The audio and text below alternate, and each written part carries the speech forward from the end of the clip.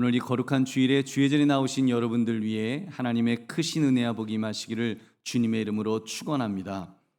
오늘 여러분과 함께 나눌 말씀은 예수님 이야기로 가득한 가정이 됩시다. 예수님 이야기로 가득한 가정이 되자는 그런 말씀으로 함께 은혜를 나누고자 합니다.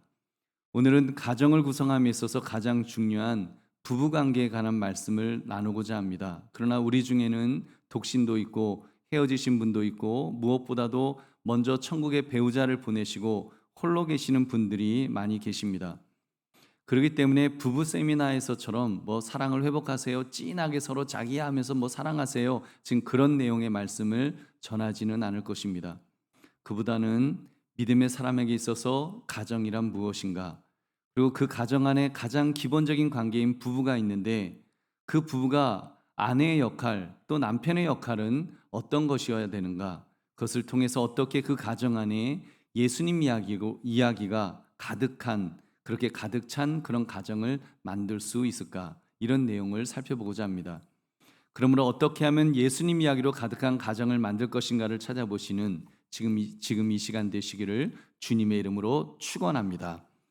예수님 이야기로 가득한 가정이 되려면 첫 번째로 모든 성도는 예수님을 신랑으로 모신 가정의 이름을 잊지 말아야 됩니다. 모두가 예수님이 신랑이 되신다는 말입니다. 여러분, 예수님 이야기로 가득한 가정은 여기서부터 시작돼야 됩니다. 나는 예수님을 신랑으로 모신 가정의 일원이다. 예수님이 나의 신랑이 되신다. 나는 그분의 신부이다. 이런 의식 말입니다. 여러분, 사실 이 여성들은 이 고백이 자연스러우시겠지만 저와 같은 남자들에게는 많이 불편한 표현입니다. 아무리 예수님이 하나님이시라고 하지만 그래도 내가 예수님의 신부라니요, 기분이 좀 그렇습니다. 그렇지만 영적으로 이해할 때 저도 예수님의 신부임에는 틀림없습니다. 왜냐하면 예수님께서 저를 포함하여 주님의 교회를 깨끗하게 구별하셨기 때문입니다. 우리 26절, 27절을 함께 읽겠습니다.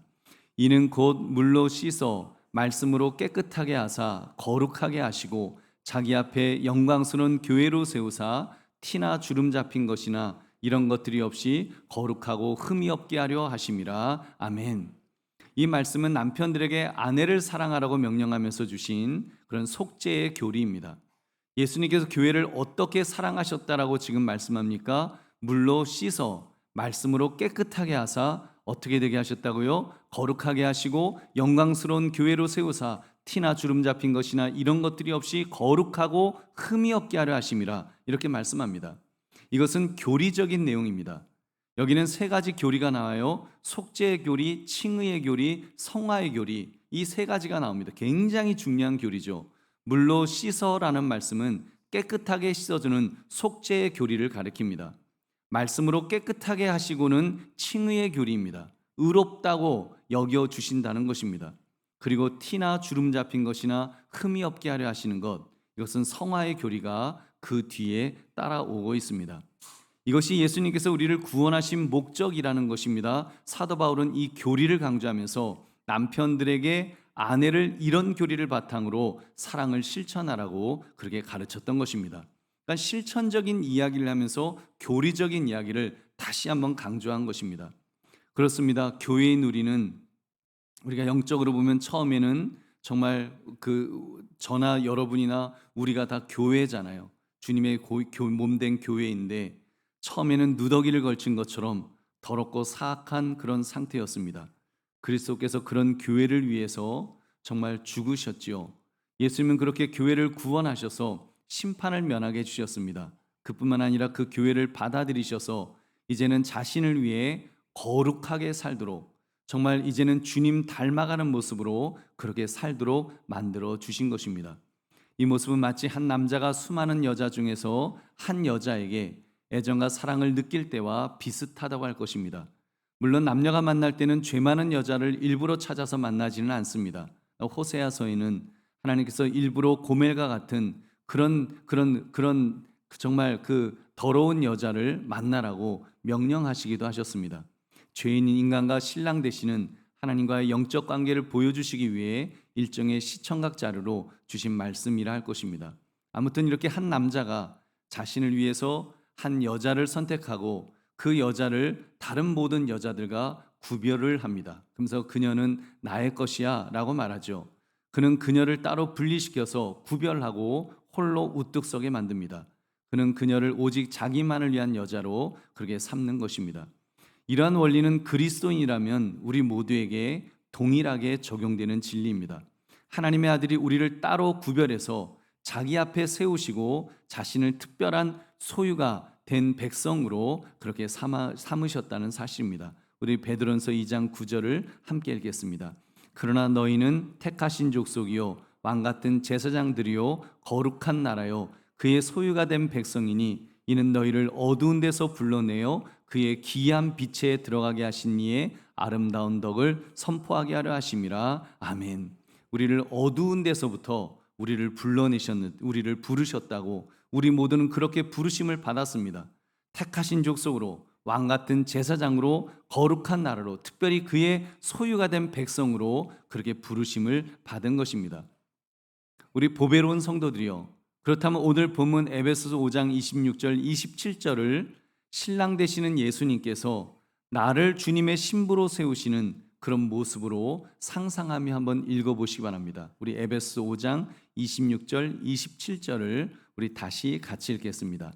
이는 곧 물로 씻어 말씀으로 깨끗하게 하사 거룩하게 하시고 자기 앞에 영광스러운 교회로 세우사 티나 주름 잡힌 것이나 이런 것들이 없이 거룩하고 흠이 없게 하려 하심이라. 아멘. 한번 내 자신을 한번 들여다 보십시오. 저도 제 자신 한번 들여다 보았습니다. 제가 예수님의 신부라고 할 때 저는 고멜과 같이 음란한 자요, 허물이 많은 자요, 죄가 많은 자였습니다. 그런 저를 예수님께서 물로 씻어 주셨습니다. 속죄, 죄를 용서해 주신 것입니다. 그리고는 이제는 말씀으로 깨끗하게 하셨습니다. 이제는 의롭다고, 내가 이제는 하나님의 그런 신부 같은 그런 깨끗한 자가 되었노라고 그렇게 선언해 주셨습니다. 그래서 그리스도께서는 나를 씻어 의로운 자로, 예수님의 신부가 되기에 합당한 자로 만들어 주셨다는 것입니다. 그렇다면 이제는 예수님께서 원하시는 신부다운 모습으로 살려고 해야 되지 않겠습니까? 여러분, 그것이 바로 에베소서 5장에서 바울이 아내에게 또는 남편에게 명령하는 내용입니다. 가정 안에서 정말 이제는 예수님의 신부다운 모습으로 가정 안에서부터 살아가라고, 살아내라고 말씀하신 것입니다. 가정 안에서 그렇게 성화의 가정을 이루라는 것입니다. 다시 말하면 변화가 그 가정 안에서부터 있어야 한다는 말씀이죠. 내가 진정 예수님의 정결한 신부라고 한다면 나의 가정 안에서부터 티나 주름 잡힌 것이나 이런 것들이 없이 거룩하고 흠이 없게 살려고 애써야 하지 않겠느냐는 말입니다. 여러분, 보통 결혼식 때 신부 아버지가 신부를 신랑 앞에 데리고 가죠. 근데 우리 예수님은 친히 자기 앞에 영광스러운 교회로 세우셨다고 하셨습니다. 우리의 구원이 예수님에게 달려있다는 것을 말씀하신 것입니다. 예수님만이 우리를 구원하실 수 있으십니다. 다른 그 어떤 사람도 그 구원을 대신해 줄 수 없습니다. 오직 예수님만이 그렇게 우리를 구원하시기 때문에 영광스러운 교회로 자기 앞에 우리를 세워주신 것입니다. 우리는 그래서 하나님 앞에 있는 것입니다. 예수님 앞에 신부로서 우리는 살아가는 것입니다. 그 주님의 사역은 여기에 기록된 대로 우리를 예수님 앞에서 영광스럽게 세우시는 것에서 그때가 되면 이제 어떤 모습으로 우리를 그렇게 주님의 사람으로 만들어 주시면 우리가 나중에는 어떤 모습으로 된다라고까지 이제 말씀합니까? 영광스러운 교회가 될 것이다. 영광스러운 교회의 모습, 영광스러운 모습으로 온통 영광스럽게 변모될 것이라고 그렇게 약속해 주셨습니다. 요한계시록 19장의 천국 혼인잔치에서 주인공이 우리가 신부가 되어서 주님과 함께 살아가게 됨을 말씀하신 것입니다. 여러분, 요한계시록 19장 6절부터 9절을 함께 읽겠습니다. 또 내가 들으니 허다한 무리의 음성과도 같고 많은 물소리와도 같고 큰 우레소리와도 같은 소리로 이르되 할렐루야, 주 우리 하나님 곧 전능하신 이가 통치하시도다. 우리가 즐거워하고 크게 기뻐하며 그에게 영광을 돌리세. 어린 양의 혼인 기약이 이르렀고 그의 아내가 자신을 준비하였으므로 그에게 빛나고 깨끗한 세마포옷을 입도록 허락하셨으니 이 세마포옷은 성도들의 옳은 행실이로다 하더라. 천사가 내게 말하기를 기록하라. 어린 양의 혼인잔치에 청함을 받은 자들은 복이 있도다 하고 또 내게 말하되 이것은 하나님의 참되신 말씀이라 하기로. 아멘. 우리가 예수님 앞에 어떤 모습으로 서게 된다고 지금 말씀합니까? 빛나고 깨끗한 세마포 옷을 입을 것이라고 말씀하셨습니다. 우리가 깨끗한 세마포 옷을 입고 신부로서 우리가 주님 앞에 서게 된다는 것입니다. 영광스러운 모습으로 서게 된다는 것입니다.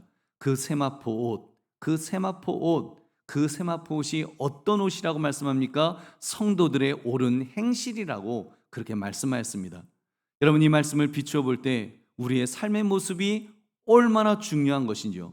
성화의 삶을 살아서 주님께서 기뻐하실 깨끗하고 티나 주름 잡힌 것이 없도록 살아내야 한다는 말씀입니다. 그래서 사도 바울은 속죄, 칭의, 성화의 이 교리를 이야기하면서 실천적인 가르침으로 예수님 이야기로 가득한 그런 가정을 만들어라. 그래서 아내는 아내의 역할을 하고 남편은 남편의 역할을 잘 감당하라고 말씀하신 것입니다. 거기서부터 시작하라는 것입니다. 가정에서부터 내가 정말 주님을 닮아가는 모습으로 성화의 모습을 살아내라고 지금 이렇게 이 말씀을 우리에게 주고 계십니다.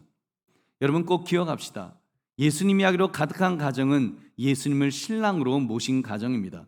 예수님을 나의 구원자로 믿을 뿐만 아니라 그 예수님을 신랑으로 모시고 사는 것입니다. 여러분, 이때 주의할 것이 근데 한 가지 있습니다. 여러분, 우리가 보통 예수님을 신랑이라고 말하다 보니까 여러분 이런 오해를 할 때도 있어요. 제가 실제로 읽었던 책이었는데, 한국 책은 아니었고 영어로 된 책이었는데 이런 내용이었습니다. 예수님을 신랑으로 모신다는 어느 여성도가 목사님에게 목사님 예수님이 너무너무 좋아요 그러더래요. 너무너무 좋아요. 너무너무 좋아요. 알고 보니까 밤마다 꿈에 예수님과 잠자리를 하고 있다는 그런 이야기였습니다. 여러분, 그것은 제가 볼 때는 성령의 역사가 아닙니다. 그 사람은 성령의 역사라고 생각하는 거예요. 악령의 역사입니다. 음란 마귀가 예수님인 척하고 그 사람을 미혹한 것입니다. 결코 성경에 말씀하는 신랑 되시는 예수님의 모습은 아닙니다. 여러분, 예수님에 대한 이해를 성경적으로 해야 됩니다. 그리스 신화에 나오는 제우스 신처럼 인간의 몸을 입고서 성적 욕구를 채우고 사생활을 잉태하는 성욕에 사로잡힌 그런 신이 아니십니다. 그런 일은 제이메스 그 정명석 같은 사입이 교준하는 짓이죠. 여러분, 예수님께서는 하나님은 영이시라고 확실하게 선언하셨습니다. 요한복음 4장 24절, 하나님은 영이시니 예배하는 자가 영과 진리로 예배할지니라. 아멘. 예수님께서 무엇이라고 말씀하셨다고요? 하나님은 영이시기 때문에 영과 진리로 예배드려야 된다라고 말씀하셨습니다. 그러니까 우리 예수님은 영과 진리로 예배받으실 나의 신랑이신 줄로 믿습니다. 여러분, 영과 진리로 예배받으실 그런 신랑이십니다. 영이신 예수님이 나의 신랑이시라면, 그리고 영과 진리로 예배받으시는 분이라고 할 때 저는 100번, 1000번, 10,000번이라도 그분의 신부임에 틀림없습니다. 저도 예수님의 신부예요. 예수님을 신부라고 하지 않으시고, 여러분, 예수님은 우리를 신부라고 하신 데는 이유가 있다고 봅니다. 신부는 깨끗하잖아요. 신부는 아름답잖아요. 그리고 신부는 사랑스럽지 않습니까? 여러분, 우리도 예수님 앞에서 성화를 통해서 그렇게 살라는 말씀일 것입니다. 깨끗하게 살라고, 세상에 빠져서 그렇게 이렇게 더럽혀지면서 그렇게 구르면서 사는 것이 아니라 정결한 신부가 되어서 깨끗하게 살라는 것입니다. 아름답게 살아야죠. 하나님 보시기에 사랑스러운 존재로 그렇게 살아야 될 줄로 믿습니다. 여러분, 말씀대로 살면 여러분 하나님 보시기에 사랑스러운 존재가 될 것입니다. 성경 말씀이 가라는 데까지 가고 성경 말씀이 멈추라는 데서 멈추어서 가정 안에서도 그렇게 살아야 됩니다. 하나님이 말씀하신 대로 아내는 아내의 역할을, 남편은 남편의 역할을 감당하면서 그렇게 살아갈 때 여러분 정결한 신부로서의 삶을 우리가 살게 될 줄로 믿습니다. 그런 삶을 사시기를 주님의 이름으로 축원합니다. 예수님 이야기로 가득한 가정이 되려면 둘째에 아내는 남편에게 복종함으로 예수님의 신랑 되심을 실천해야 합니다. 남편에게 복종함으로 신랑 되심을 실천하십시오. 에베소 5장 22절을 함께 읽겠습니다. 아내들이여 자기 남편에게 복종하기를 주께 하듯 하라. 아멘. 우리 한번 여성분들만 한번 읽어볼까요? 다시 시작. 아내들이여 자기 남편에게 복종하기를 주께 하듯 하라. 헉헉 하면서 턱에 뭐가 걸린 것처럼 아이 무슨 말씀을 아이 참 남편에게 복종하기를 주께 하듯 하라 예수님에게 하듯 남편에게 복종하라는 말씀이잖아요. 여성들 중에는 틀림없이 이런 문제를 제기하실 것입니다. 그 인간을 어디 예수님에게 갖다가 붙여요? 거기 어디 그 화상을 어디 우리 예수님에게 갖다 붙여서 예수님에게 복종하듯이 복종하라는 말입니까?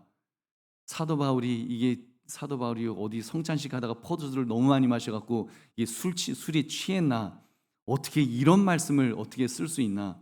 여러분 그렇게 생각이 혹시 드시는 분이 강 너머에는 있을지도 모르겠습니다. 근데 이어지는 말씀에 그 이유를 설명하고 있습니다. 23절, 24절을 함께 읽겠습니다. 이는 남편이 아내의 머리됨이 그리스도께서 교회의 머리됨과 같음이니 그가 바로 몸의 구주시니라. 그러므로 교회가 그리스도에게 하듯 아내들도 범사에 자기 남편에게 복종할지니라. 아멘. 남편이 아내의 머리됨이 그리스도께서 교회의 머리됨과 같다. 여러분 점입가경이라는 말이 이때 쓰는 말이라는 생각이 아마 여성분들은 드실 것입니다. 이게 시간이 지날수록 하는 짓이 이게 더 기가 막히다. 여러분 바로 이런 때 쓰는 말로 느껴질 것입니다. 남편이 아내의 머리가 된다고. 지금 시대가 어느 시대인데 말도 안 되는 평등 지금 성평등 시대 양성평등 시대인데 지금 이게 뭔 이상한 말씀인가 아마 그럴 것입니다. 여러분 여성분들은 좀 용서하시고 들으십시오. 제가 자랄 때만 해도 좀 남존여비의 사상이 있어서 어디 여자가 나서 어디 여자가 좀 이런 경향이 좀 있었습니다. 여러분 그때는 그래도 이 말씀이 그냥 별거 아니게 이렇게 잘 이렇게 받아들여졌어요. 근데 요즘 MZ 세대를 보면 여자의 머리가 남자라는 말씀이 이 여자의 머리가 남자다. 이건 지나가던 개도 낄낄낄 웃으면서 들릴 그런 이야기죠. 요즘 남녀공학인 고등학교에는요 남자아이를 아예 안 보낸답니다. 왜냐하면 여자아이들이 너무 착실하게 공부를 잘해갖고 아무 생각 없이 게임만 하는 남자애들이 그 학교 들어가면 애들이 다 내신을 밑바닥을 깔아준대요. 그 역할밖에 못한대요. 그래서 아들들을 안 보내려고 한다는 것입니다. 여러분 요즘은요 남자 뺨치는 똑똑한 여성들이 얼마나 많습니까? 아니지요. 여러분 이 말도 잘못된 말이에요. 이제는 그냥 똑똑한 사람이 여자일 수도 있고 남자일 수도 그냥 있는 것이지 남자가 여자보다 똑똑하다 여자가 남자보다 똑똑하다 이런 문장 자체가 이제 성립하지 않는 그런 시대를 우리는 살아가고 있습니다. 근데 여러분 어떡합니까? 성경은 여자의 머리가 남자라고 분명하게 말씀하십니다. 고린도전서 11장 3절을 같이 읽겠습니다. 그러나 나는 너희가 알기를 원하노니 각 남자의 머리는 그리스도요 여자의 머리는 남자요 그리스도의 머리는 하나님이시라. 아멘. 여러분 사도 바울도 되게 한 고집하죠. 아니 지금 또 이래요. 나는 너희가 알기를 원하노니 여성들에게 하는 얘기 아니겠어요? 각 남자의 머리는 그리스도요 여자의 머리는 남자요 그리스도의 머리는 하나님이시라. 이렇게 또 강조합니다. 여자의 머리는 남자라는 말에 여러분 너무 발끈하지 마시고 그리스도의 머리는 하나님이시라는 말씀에서 오해를 푸시기 바랍니다. 성경은 지금 질서를 말하는 것이지 우열이 있다는 말씀이 결코 아닙니다. 세상 만사에는 다 질서가 있습니다. 질서가 있기 때문에 여러분 세상이 돌아가는 것이죠. 여러분 우리 눈도 두 개고요 발도 두 개예요. 근데 뭔가 질서가 있어서 한 방향으로 가도록 뭔가 해주니까 여러분 우리가 넘어지지 않고 헤매지 않고 똑바로 걸고 똑바로 사는 것 아니겠습니까? 우리 몸에도 질서가 있고 모든 것에는 신경계에도 질서가 있고 사회 구조에도 질서가 있고 다 질서가 있습니다. 질서가 있어야 그 사회가 제대로 설 수 있기 때문입니다.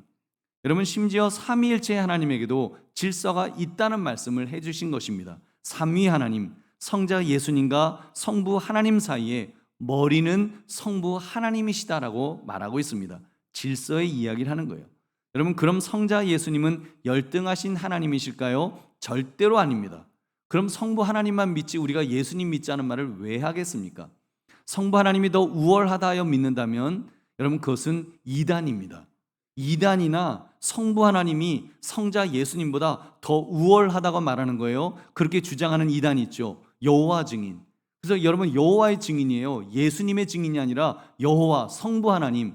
그 예수님은 열등하게 보고 성부 하나님을 더 우월하게 보기 때문에 그 이름을 여호와의 증인이라고 성부를 강조하면서 그렇게 믿는 것입니다. 그 이단이에요.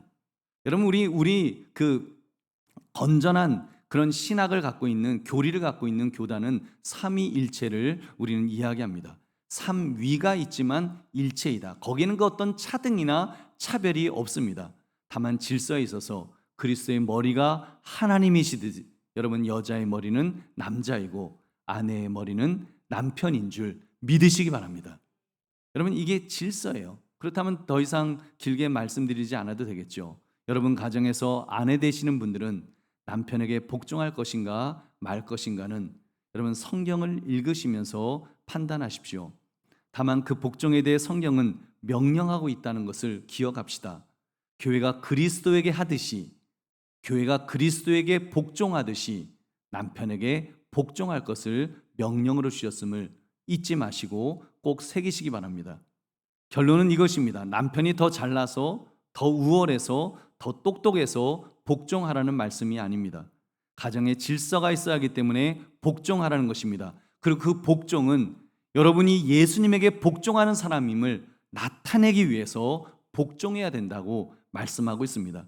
그렇다면 명확해졌습니다. 특히 여러분 생각에 나는 남편보다 더 똑똑한 사람이야, 판단력도 내가 더 좋아, 나는 내 남편 머리 꼭대기에 앉아 있어야 마땅한 사람이야, 그런 생각이 드신다면 여러분 그런 아내에게 도전을 드리겠습니다. 여러분이 그리스도인 아내로서 남편에게 지혜로운 여인처럼 겸손하게 순종하시기를 주님의 이름으로 축원합니다. 여러분이 그렇게 성경이 예수님이 말씀하셨기 때문에 내가 남편에게 순종하겠습니다라고 그렇게 순종할 때 여러분 얼마나 하나님이 영광 받으실까요?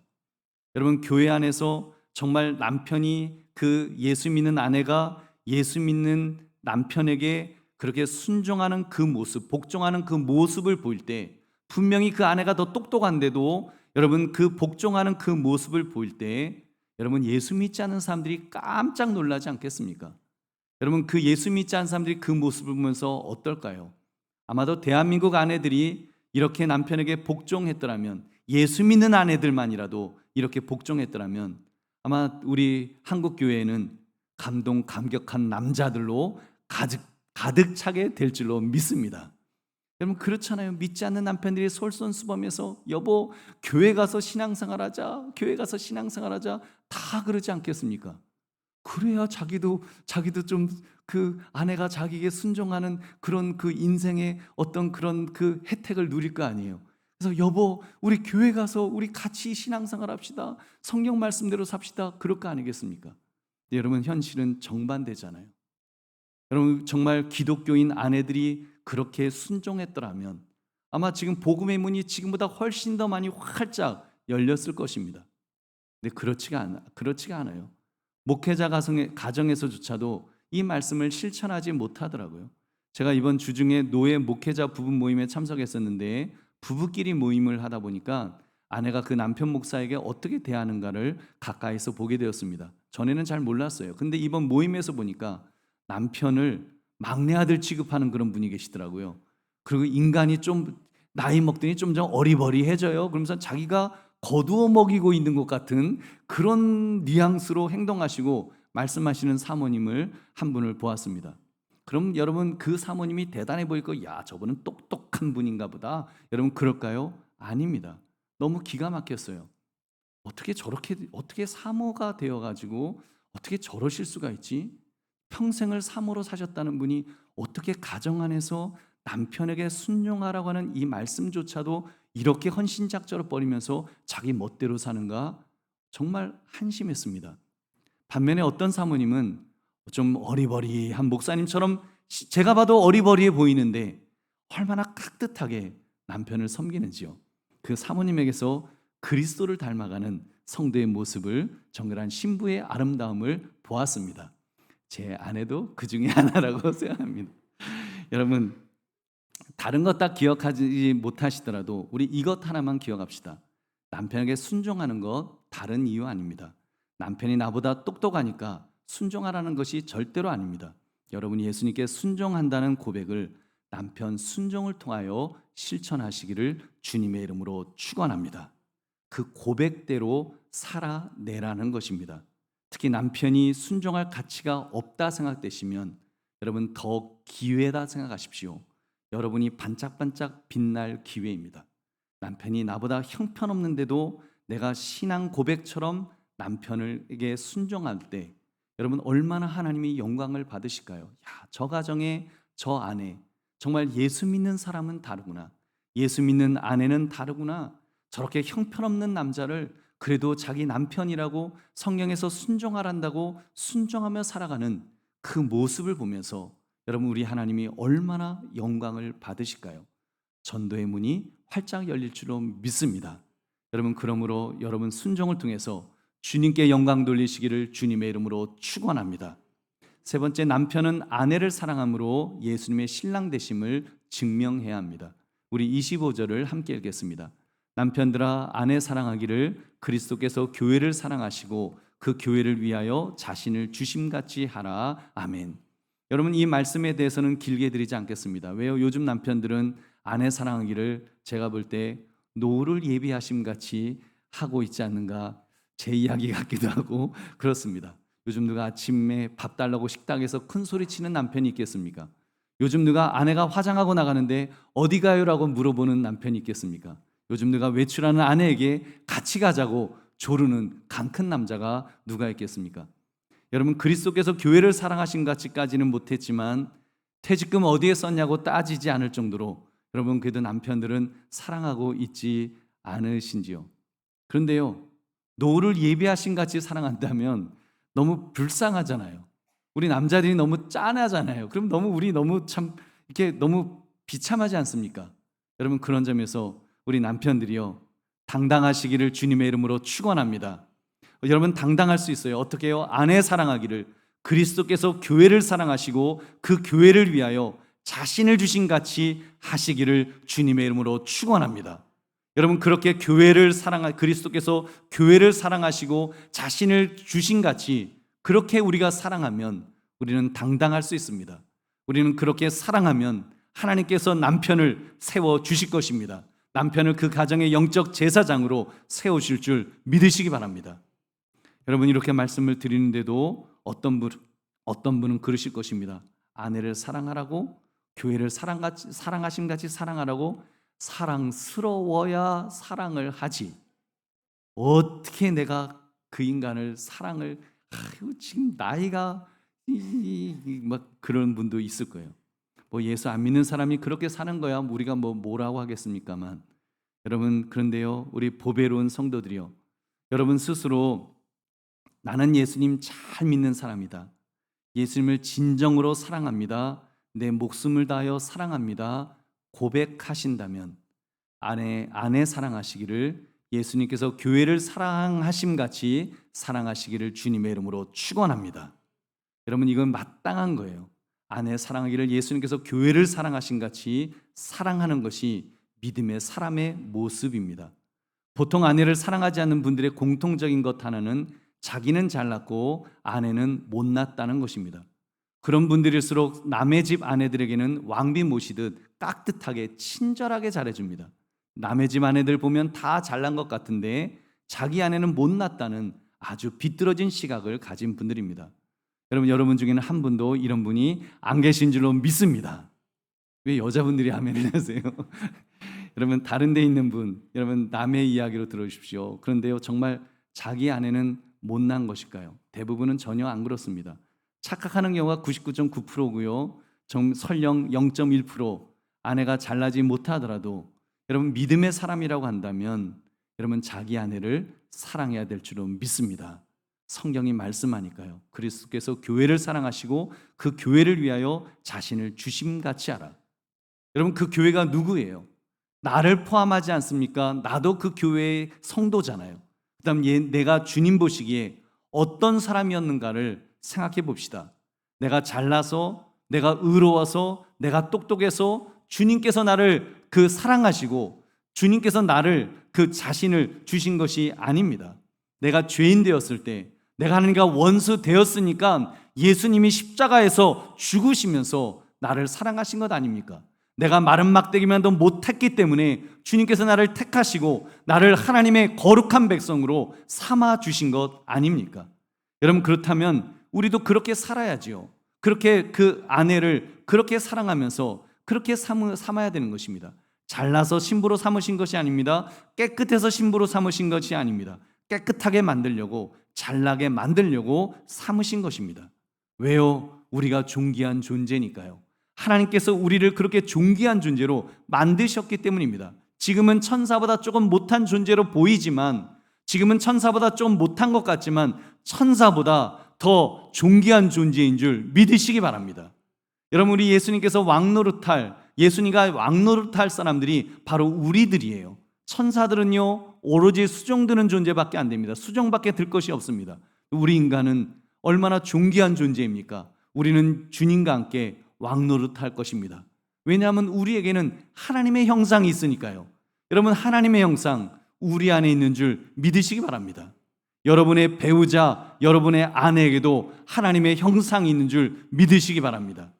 여러분, 어찌 감히 하나님의 형상을 가진 배우자에게 함부로 할 수 있겠습니까? 따라하시기 바랍니다. 아내를 무시하는 자, 하나님을 무시하는 자이다. 아멘. 여러분, 아내를 무시하는 자는 하나님을 무시하는 자입니다. 아내를 사랑하지 않는 자는 하나님을 사랑하지 않는 자입니다. 회개해야 합니다. 하나님 앞에서 가슴을 치며 회개해야 합니다. 예수님께서 여러분에게 맡기신 아내는 여러분이 예수님 사랑 고백을 증명하라고 주신 시험지와 같은 존재입니다. 그럼 시험치는 마음으로 아내를 정말 조심스럽게 잘 대해야죠.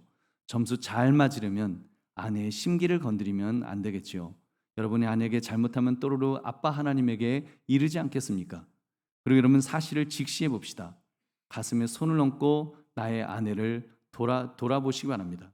아내가 얼마나 존귀한 존재인지, 나를 닮은 자녀를 낳아주었고 그 자녀들을 키워주었고 음식을 해주었고 돌봐주었고 잠자리를 같이 해주었고 남편들이 먹은 밥값에 자녀 교육비에 양육비에 세탁비에 청소비에 기타 등등 막 하면 웬만하면 월급으로 결코 택도 없습니다. 결코 감당 못합니다. 감사한 존재인 줄 믿으시기 바랍니다. 이런 치사스러운 이야기까지 하지 않아도 여러분, 우리 딱 하나만 기억합시다. 진정 예수님을 사랑한다면 예수님을 사랑하는 마음으로 아내 사랑을 실천하시기를 주의 이름으로 축원합니다. 여러분, 뭐 사랑스러워서 사랑하는 거야, 뭐 그건 그 당연한 거지만, 여러분 혹시라도 마음속에 내 아내는 사랑스럽지 않아요, 그런 마음이 든다면 여러분 정말 주님 사랑하는 마음으로 아내 사랑하시기를 다시 한번 주의 이름으로 축원합니다. 그래서 아내를 사랑해 보십시오. 아내를 사랑하십시오. 그렇게 할 때 주님께서 여러분에게 말씀하실 것입니다. 아무개야, 너가 너의 아내를 내가 교회를 사랑하는 것처럼 사랑하는 모습을 보니까 이제야 너가 나를 사랑하는 줄 알겠노라. 이제야. 여러분, 그 전까지는 여러분 말로만 사랑하는 거 하나님 속지 않으십니다. 여러분들이 하나님 사랑한다고 백날 첫날 고백한 거 하나님 속지 않으십니다. 남편은 아내를 사랑할 때, 그리스도께서 교회를 위하여 자신을 주신 같이 사랑할 때 여러분 하나님을 사랑하는 것입니다. 그리고 하나님은 너가 나를 사랑하는 줄 이제야 알겠노라라고 말씀하실 것입니다. 여러분, 그러므로 아내의 사랑을 통해서 그리스도께서 교회를 사랑하신 같이 그렇게 사랑하시기를 주님의 이름으로 축원합니다. 말씀을 맺습니다. 예수님 이야기로 가득한 가정이 됩시다. 여러분, 예수님 이야기로 가득한 가정 다른 것 없습니다. 하나님의 말씀대로 고백대로 실천하며 살아가면 됩니다. 그렇다면 우리 모두는 예수님을 신랑으로 모신 가정의 일원이라는 사실을 잊지 맙시다. 우리 모두는 예수님의 신부들입니다. 그 식이 분명하다면 아내들은 남편을 대할 때 신랑 대신 예수님에게 순종하는 마음으로 남편에게도 순종하게 될 것입니다. 이것이 믿음의 사람이 나타내야 될 성화의 모습이라고 했습니다. 남편이 나보다 잘났기 때문에 순종하는 것이 아니라 오히려 나보다 못한 남편에게 순종하심으로 주님에 대한 순종을 증명합시다. 그렇게 할 때 하나님께서 여러분의 순종을 통해 오히려 영광을 받으실 줄로 믿습니다. 그리고 남편들도 아내를 사랑합시다. 주님께서 자격 없는 나를 사랑하셨듯이 남편은 아내를 사랑해야 합니다. 그것이 주님 사랑하는 자의 마땅한 모습이기 때문입니다.